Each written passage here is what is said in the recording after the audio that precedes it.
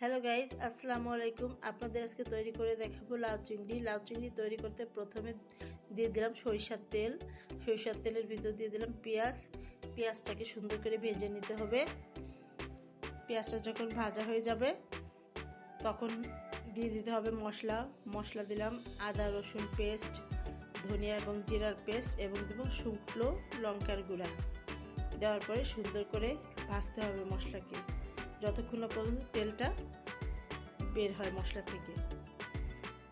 এখন আমার মশলাটা কষানো শেষ।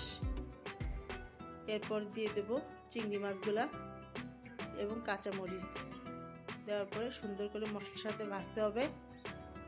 কিছুক্ষণ ভাজার পরে যখন দেখবেন তেল ছেড়ে দিয়েছে তখন বুঝবেন আপনার কষানো শেষ। এরপর দিয়ে দিতে হবে লাউগুলা কিউব কিউব করে কেটে নিয়েছি। এগুলো সুন্দর করে কষাতে হবে। সুন্দর করে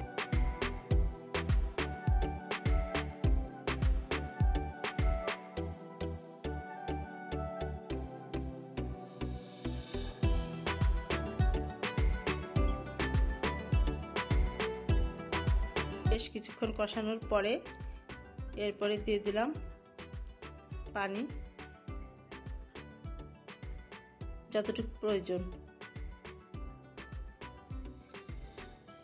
এখন কিছু টাইম ঢেকে রান্না করতে হবে।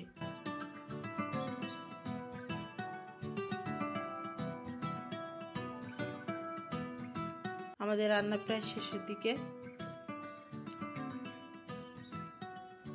এই যে দেখুন আমাদের লাউ চিংড়ি রান্না করা কমপ্লিট। আবার ভিডিওটা ভালো লাগলে লাইক কমেন্ট এবং শেয়ার করবেন।